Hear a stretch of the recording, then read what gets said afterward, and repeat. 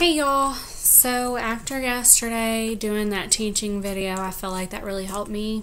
I have 5 kids at home right now. I do have my other nephews and my niece occasionally. Their dad's a teacher, so he actually has to go to school and stuff too. So I'm doing homeschooling and I'm trying to study for this test, and it's kind of hard. So I decided, hey, I'll try this whole video thing.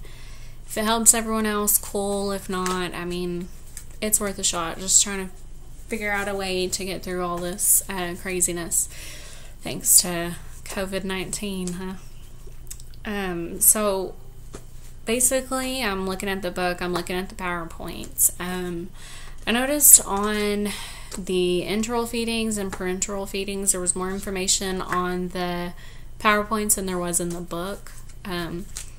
So some of my note cards are a little bit of both, but most of them, it's out of the book. So I'm going to start with health assessment. Obviously, we've been through assessing a lot, so we kind of know what we need to do and what we need to look at. But we do need to know, like, a health history. What medications are they taking? Are they having constipation? Are they having diarrhea? If so, how do they treat these symptoms? Are they taking Imodium? Are they taking Pepto? Have they been diagnosed with anything in the past that we need to know about?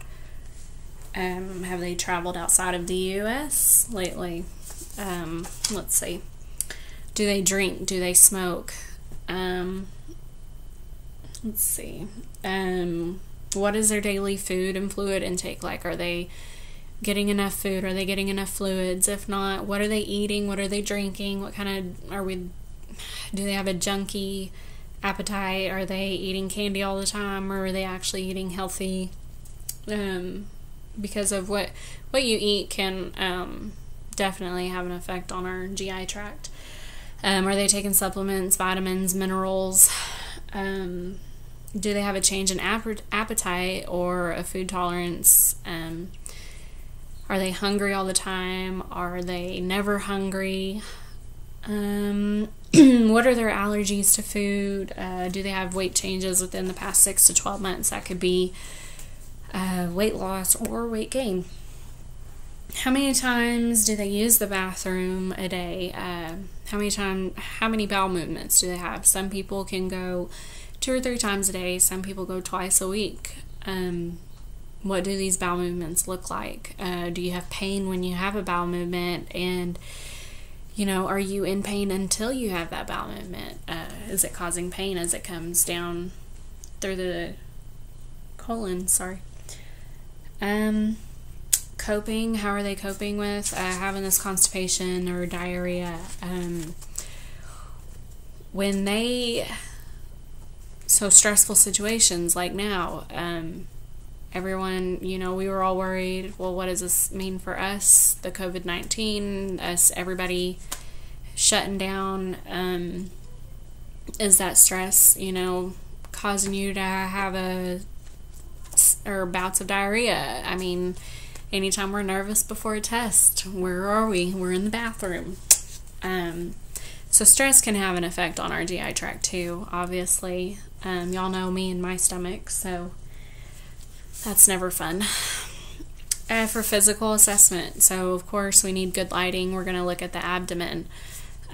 We have to look at the symmetry, the shape, if there's any pulsations, the color, the texture. Is it flat? Is it distended? And of course, good lighting to look at that. We can't see it without lighting. And of course, the first thing we do is inspect. We don't touch that stomach until we look at it and listen to it. So then we're going to listen to it after we inspect it. You do need to warm the bell before you place it on the patient's stomach. If not, we can cause the muscles to contract, and we don't want that. We just want the patient to relax so we can hear what's going on. And when we do listen, we start in the lower right quadrant. That's usually where the bowel sounds are. And we're going to listen up to 2 minutes, and if it's very slow and quiet, we're going to probably call those hypoactive, and if they're absent, then obviously there's a problem. When we percuss, this estimates the size of the liver. We're going to listen to what sounds we hear, tympany, dullness. That can tell us whether there's air or a fluid or mass or what there is in that abdomen. Palpation, we're going to start lightly. And then when we go to palpate the liver, we're going to place our left hand behind the patient to support the right 11th and 12th ribs. The liver should feel firm, sharp, and smooth. So obviously if the liver's further down, I think she said 2 to 3 centimeters below the right rib, obviously our liver's on the right side, the 12th rib, it could be enlarged. And sometimes we don't know. Sometimes patients just have, there's multiple kidneys in some patients. We just never know how their anatomy is. So for a colonoscopy, this is a super common procedure. So this helps us diagnose for IBD, which is irritable bowel disease, polyps, tumors, diverticulitis, strictures. Diverticulitis is pretty common too.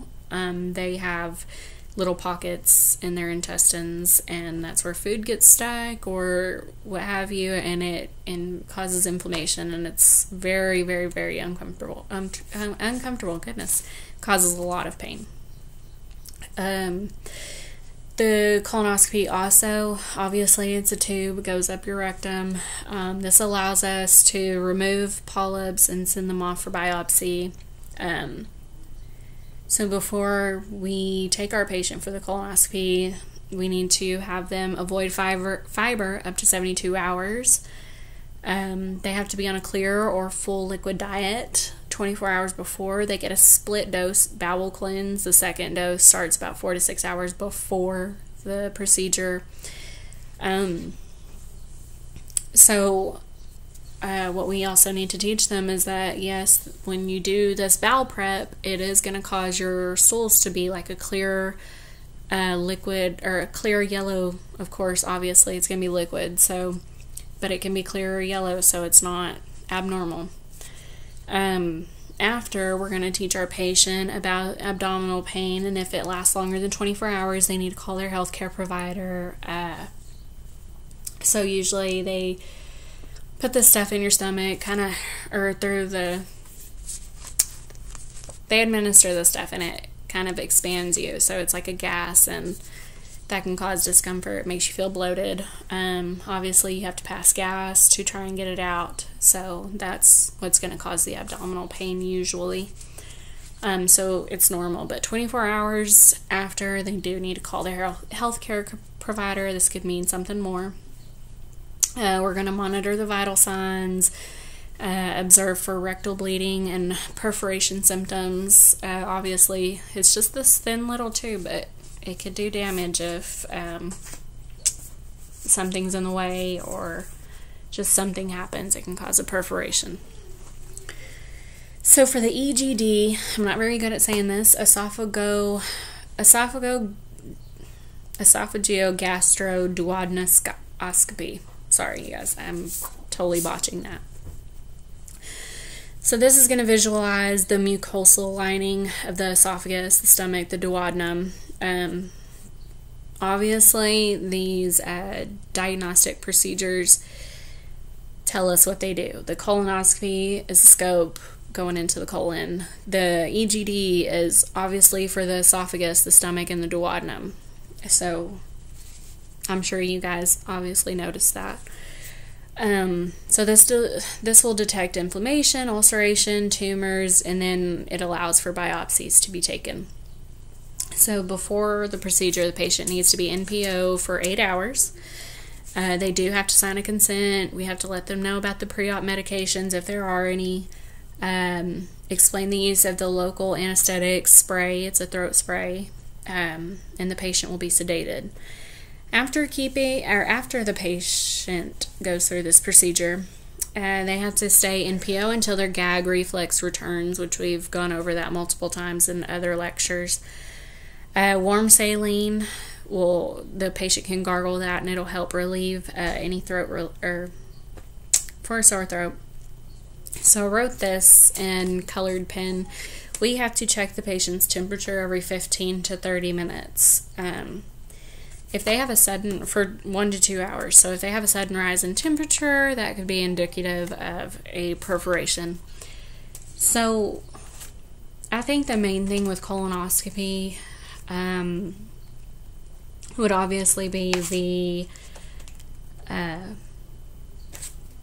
call the HCP if they're having pain longer than 24 hours. For the EGD, they do need to know about that anesthetic throat spray. I think that's an important thing. She said it multiple times. We're always in PO until gag reflex returns, obviously. And then, of course, the checking the temperature every 15 to 30 minutes, 1 to 2 hours, because if it's a sudden rise in temp, it does indicate perforation. And I think that's important for the EGD. Sorry, you guys. Small bowel series. So that is contrast medium that is ingested, and films are taken every 30 minutes until the contrast medium gets to the ileum. So before we're obviously going to explain the procedure, we do that before we do any procedure. They're going to stay in PO 8 hours before, just like the EGD. And then there's no smoking after midnight. Afterwards, so we need to prevent contrast medium impaction using fluids and laxatives. So we're going to try and make them poop to get all that contrast out of their ileum. So when we do that, so when the patient takes the contrast medium, it's going to turn their stool, it could be a clay or white color, up to 72 hours. And again, this medium is going into the ileum, so which is obviously part of the intestine. And the way we're going to get rid of that contrast is to give laxatives and fluids. And that'll help them have stools, and when they do, we need to explain that they are clay and white colored, and Miss A said that a couple times, so I feel like that part's important. Remember small bowel series, so small bowel is the ileum. That was it for health assessment. So obviously health history, physical exam, and diagnostic procedures are very important. And remember, they do say what they are, so that's helpful, honestly.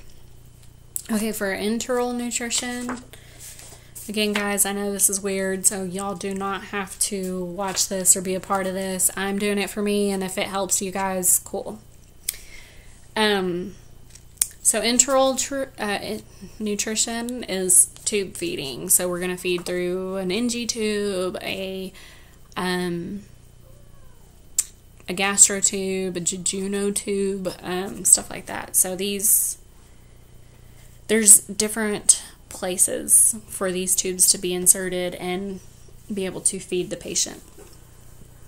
So this is used for patients who are usually they have anorexia, orofacial fractures, chemo and radiation patients, critically ill patients who are on mechanical ventilation.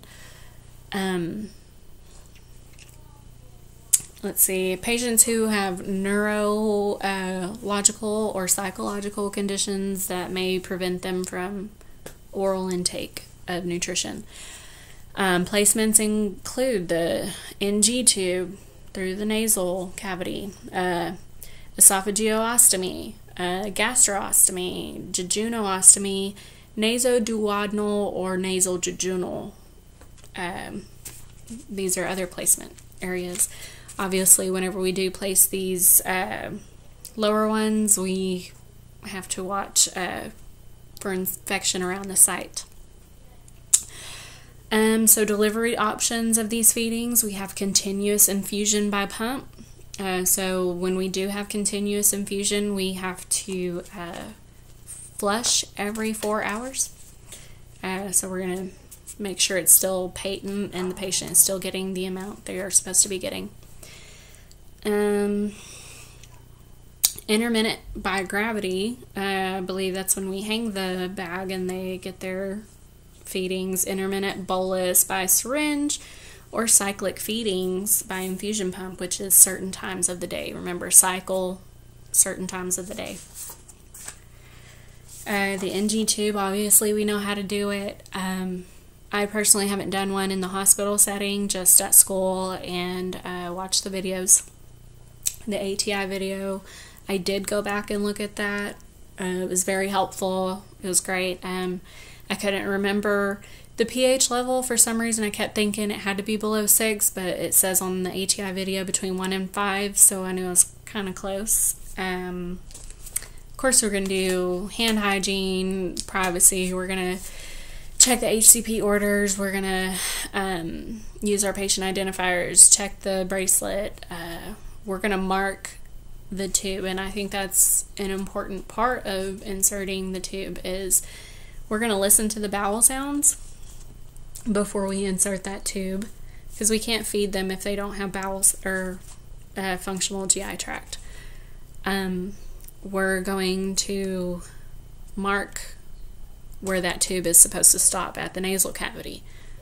So if it does become dislodged or anything happens and that mark is gone, it could have gone further in, and if the mark is down to the chest, obviously it's coming out. Whenever we are finished inserting that tube, we're going to listen to lung sounds. We can cause perforation when we insert the tube. We can misplace the tube into the lungs. Obviously, we don't want to be pouring anything into the lungs. We don't want that patient to get pneumonia or anything else. Obviously, we're going to get an x-ray before we even use the tube, always. For the gastrostomy and the jejunostomy and a PEG tube. So, these are used for an extended period of time versus NG tube, which is a short period of time. The gastrostomy is inserted into the stomach, and the jejunostomy is inserted into the small bowel. So,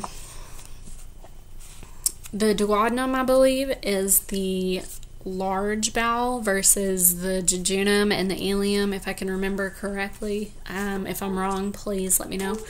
I believe those are the small bowel, and it's always hard to tell which one stops where and which one starts where.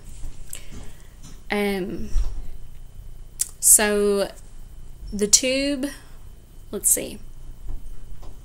So the gastrostomy can be inserted surgically, radiologically, or endoscopically. I can't speak, sorry. And of course the GI tract must be intact and unobstructed. If we do feed them and they have an obstruction, all that's going to do is come right back up, and that can harm the patient. For jejunostomy is used for patients with chronic reflux to reduce the risk of aspiration. These can be placed during an endoscopy or laparoscopically. Both of these tube feedings can start 24 hours after surgery without a bowel movement. A PEG tube feeding can start within 4 hours of insertion or per hospital policy. So obviously check the policy, but in the book it did say every 4 hours after insertion. Endoscopy insertion for the jejuno and the gastro. These can both be inserted that way, I guess. A PEG tube can be inserted that way too. So an endoscopy insertion, this involves a stab wound in the abdominal wall and requires IV sedation and local anesthesia, and IV antibiotics are given before the procedure.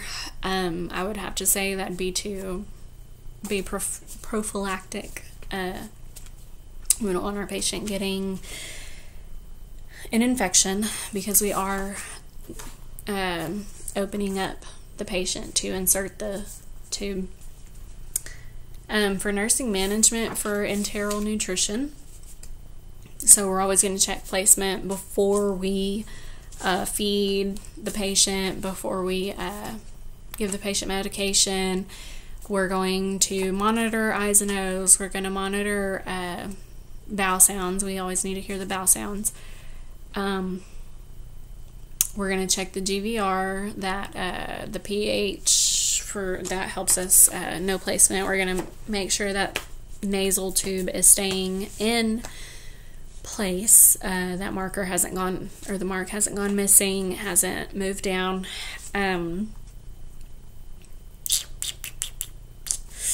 So whenever we do assess bowel sounds, of course, we're always going to start in the lower right quadrant. And then we're going to flush as needed. For medication administration, if the liquid is thick, we need to dilute it, and we can do that. If we're using tablets, they must be immediate release. Therefore, they can be crushed and dissolved into 30 milliliters to 6 milliliters of purified water.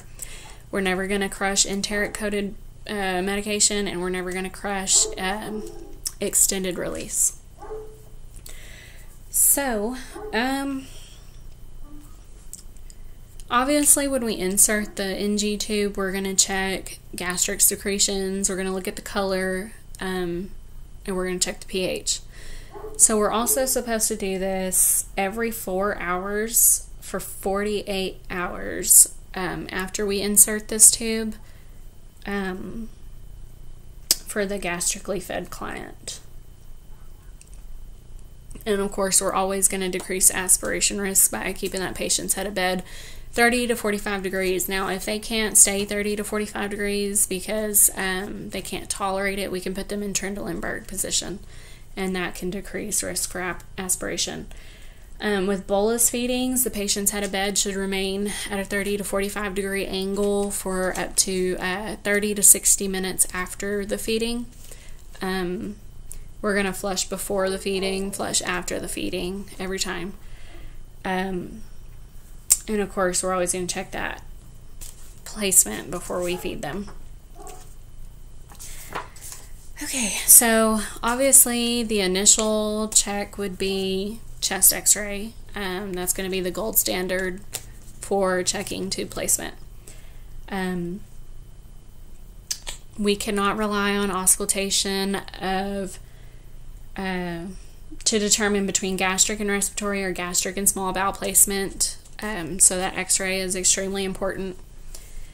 We've already talked about how we would mark the site of the tube. And we're going to check that at regular intervals. So it doesn't exactly give an exact time in the book, but obviously I think it'd be very simple. Every time you go in to check on your patient, just take a look at that mark and make sure it's still there. For site care, since the digestive juices can really irritate the skin, we're going to assess the skin around the feeding tube daily for redness and maceration. Check for pressure injury.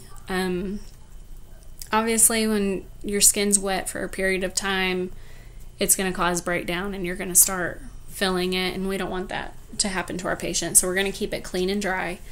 We're going to rinse with sterile water, dry it, apply a dressing until the site is healed. Use mild soap and water to clean it. Use protective ointment or a skin barrier on the skin around the tube, and that's if the HCP says it's okay. Tube patency. We'll flush with 30 milliliters of warm tap water every 4 hours during continuous feedings and before and after bolus feedings. Use sterile water for immunocompromised patients and critically ill patients, so cancer patients, diabetic patients, HF patients, heart failure, anything, we do not want to harm our patients, so sterile water. We're always going to flush before we give our medication, in between each medication, and after we are done giving medication. We should always flush before we even leave the room if we have given them something. To flush a clogged tube, we're going to use warm water and a back and forth motion. For the formula, it's prepared by the pharmacy, so when we get it, we do not put anything in it. We don't even mess with it. We just administer it. Nursing interventions and complications. Obviously, when inserting an NG tube, we can perforate, and we don't want to do that. As we're inserting the NG tube, if the patient becomes blue, the vital signs start changing dramatically, and the patient starts coughing real hard, we're going to pull back on that tube. We don't want to cause any respiratory distress or harm the patient. We're going to weigh the patient daily. We do need to know if they're gaining weight, if they're losing weight, if not, if we need to change the feedings, and stuff like that. Assess bowel sounds before we feed them every time. Monitor I's and O's. We'll get an initial glucose check before we do the feeding, and then every 4 to 6 hours, we'll keep checking that. Of course, we need to label with date and the time started. The tubing can be changed every 40 or 24 hours. So for complications, like if the patient is vomiting, we need to check the GVR every 4 to 6 hours. Withhold feedings and elevate the bed 30 to 45 degrees. For diarrhea, I feel like this was a big one. She repeated it a few times. Slow the feeding. So if they have diarrhea, slow the rate of the feeding. If they're vomiting, withhold it. Dehydration, we're going to check the rate of fluid in formula. So if there's not enough fluid, the patient's not getting enough fluid, they're going to be dehydrated. Check for high protein content. We're going to increase the fluids, I imagine, and then check the medications. For the elderly consideration, this is enteral nutrition, helps them improve their nutritional status.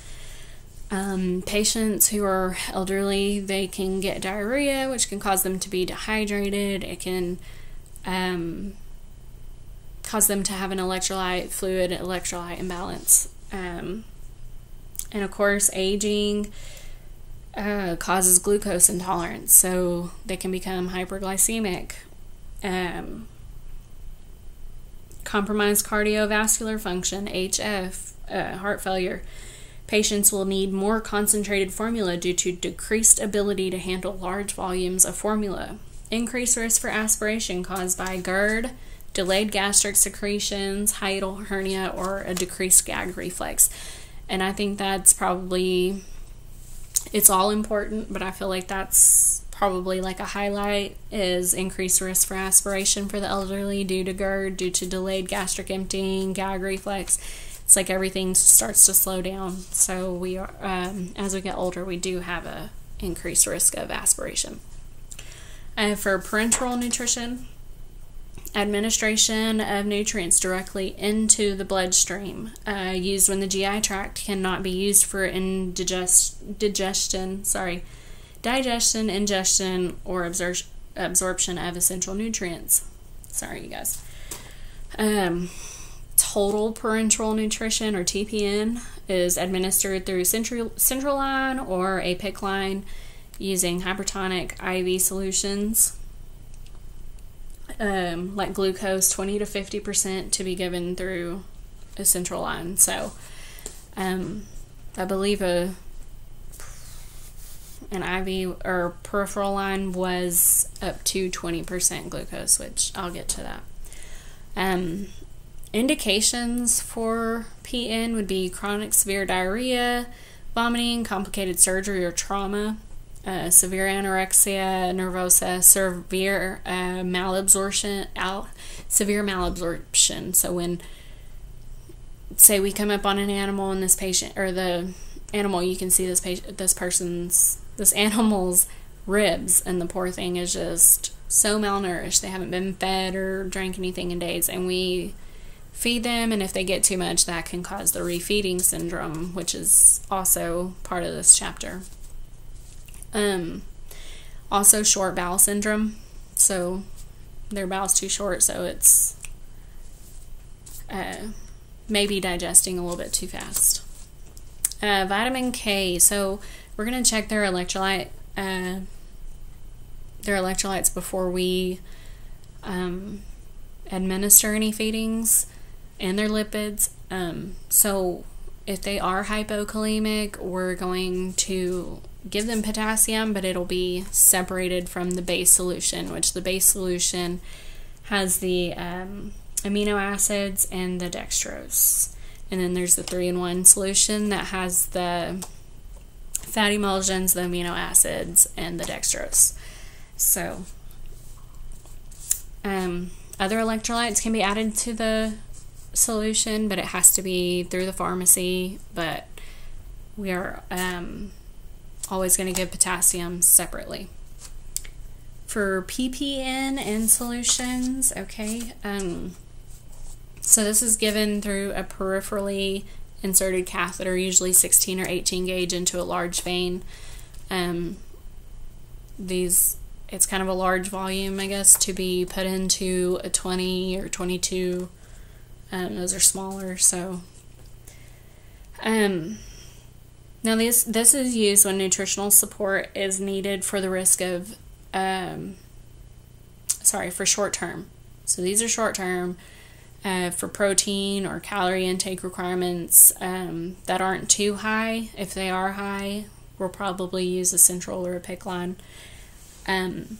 If the risk of a central catheter is too great, or to supplement inadequate oral intake, less hypertonic solutions are used in PPN, so it's going to be a 10 to 20% dextrose. The patient has a high risk of phlebitis or fluid overload. Obviously, we know what phlebitis is, so peripheral, so PPN can handle 20% glucose, and a central can handle up to 50% glucose. So if we get a question that says, and we probably won't, I'm just trying to figure this out. So if we get a question that the patient has to have 30% glucose, I imagine we'd put in a central or a PICC line, not a peripheral line. So like hypertonic liquid or hypertonic solutions, lipids, increased dextrose, like high levels of dextrose, have to be given through central or a PICC line. For PN solutions, they're prepared by the pharmacy using aseptic technique. Nothing is to be added. Solutions are good for 24 hours and must be labeled with nutrient content, all additives, the time that it was mixed, the date and time of expiration, and must be refrigerated up until 30 minutes before administration. Sorry, you guys. Electrolytes are added based on the patient's labs. Now, the 3-in-1 is the fatty emulsion, amino acids, and the dextrose. Now, this can cause nausea and vomiting, increased temp, if the fats are infused too quickly. For central line or PICC line, the catheter insertion is done by the healthcare provider. We can assist, but we cannot do it. It's a sterile technique, and when this is done, the isotonic solutions, IV solutions, are infused until X-ray confirms correct placement. The site is covered with a sterile dressing, and the date is marked on the dressing. Total parenteral nutrition complication, like infection. So, infection with lipids, we must have a filter to prevent fat emboli, so we don't want fat to build up and cause harm to the patient. We have to change the bag, tubing, and filter every 24 hours. When using amino acids and dextrose, bag and filter need to be changed every 24 hours and the tubing every 72 hours. It's always a sterile procedure when we're changing the central line dressings every 72 hours or per protocol. We're going to monitor for signs and symptoms of infection like redness, inflamed, purulent drainage. If so, we're going to take a culture and we're going to send it to the lab and see what's happening, what kind of infection we're getting, how we can treat it. Also, if we believe that the patient may have a systemic infection, we're going to draw blood, send that to the lab, and also figure out if they have an infection. If so, how can we treat it? Monitor vital signs every 4 to 8 hours. Make sure the temp is not elevated. We need to monitor the blood pressure, the heart rate, and the O2, and this will help us assess for fluid overload, which is common in parenteral feedings or parenteral nutrition. Metabolic complications, hyperglycemia, hypoglycemia. This is for total parenteral nutrition, so TPN. So patients become hyperglycemic due to the use of the 20 to 50% hypertonic dextrose solution. So we're going to be monitoring the blood glucose every 4 to 6 hours, especially the first 24 hours of the patient receiving the solution. We're going to try to maintain a level between 140 and 180, and if this patient goes above 180, we can start this patient on a sliding scale of insulin to try and lower the patient's blood glucose. Now, when if they do become hyperglycemic, they'll have the 3 Ps, maybe even nausea, so polydipsia, polyphagia, polyuria, so that can help us monitor too for assess for hyperglycemic or glycemia in the patient. So to prevent hypoglycemia when this patient is receiving this solution, we have to have a bag in the room next to the patient that we can get to.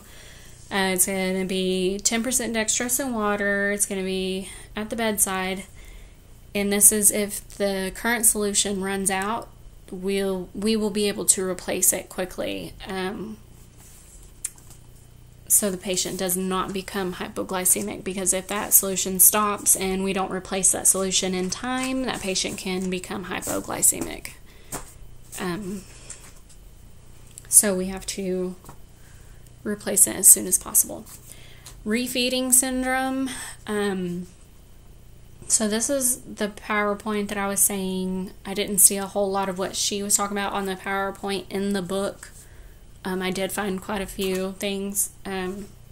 For complications, it was mostly refeeding syndrome was the biggest one on there, other than that little chart. So I went ahead and wrote stuff down. We didn't really talk much about it, but it's better to know than not to know. So this can occur anytime a malnourished patient starts aggressive nutritional support. Like I said, the animal who's super skinny and hasn't eaten anything, and then all of a sudden we're feeding him and we think, oh my gosh, we're going to feed them this whole big bowl of food, and he's still probably going to be starving, but we can't. We have to slowly feed them so we don't cause any complications. This is characterized by fluid retention. Electrolyte imbalance is also a symptom or a sign of refeeding syndrome. The most common association is hypophosphatemia, so their phosphate will be low. The outcomes are considered serious. They include dysrhythmias, respiratory arrest, and neurological problems such as paresthesis. And I mean, we know dysrhythmias are dangerous. We know respiratory arrest and paresthesis, so those are serious complications of refeeding syndrome, or feeding that patient aggressively. So patients with long-standing malnutrition status or states such as chronic alcohol use, vomiting, diarrhea, chemotherapy, and major surgery, those patients, I guess, are most at risk for refeeding syndrome. If they're vomiting and have diarrhea and it's chronic and it's constant, then, we don't want to give them too much and hurt them, because obviously they're not holding anything down. All complications of PN. Okay.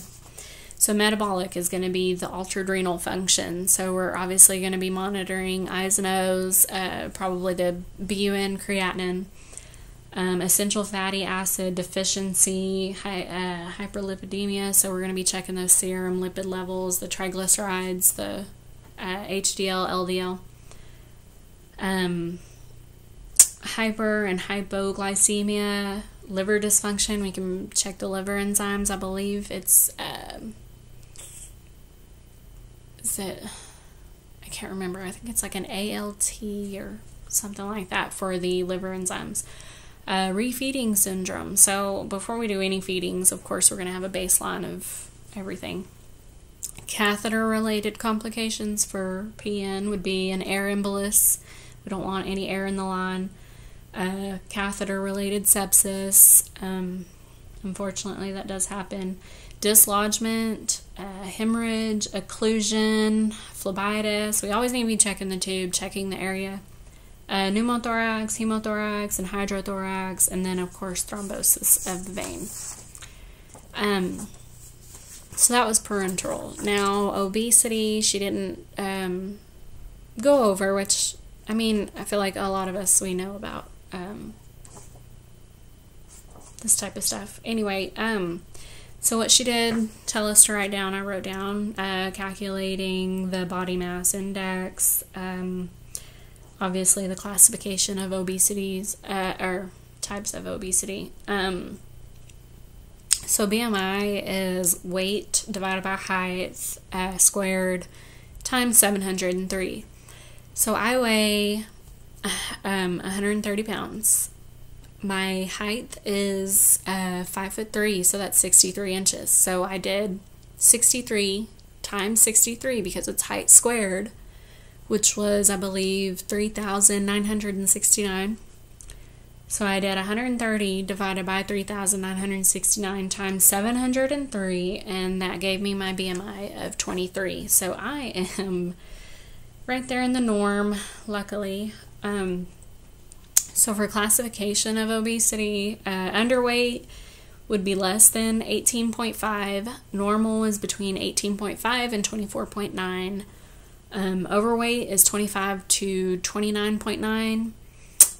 Obesity or obese is 30 to 34.9. This is considered class 1. Class 2 would be 35 to 39.9. And then, of course, extreme obesity, which is also class 3, is greater than or equal to 40. If you're like me, I don't really agree with those numbers most of the time, but, it's the book, so we have to go by those numbers. So that's assessment, enteral, parenteral, and obesity. So I'm going to work on the other chapters. If this helped you guys, cool. If not, that's fine. Like I said, I'm doing it mostly for me since I have to homeschool all my kiddos now. I won't have a whole lot of time to study as much as I need to, so this will help me listen over and over again. Even though I don't like the sound of my voice, it's still something that'll help. So hope you guys, it helps you guys. And if, of course, I'm sure I messed up on stuff. I did get this stuff out of the book, but if I messed up on things, please let me know so I can be corrected for testing purposes. And of course, I'm going to keep trying to read as much as I can. So, see y'all later.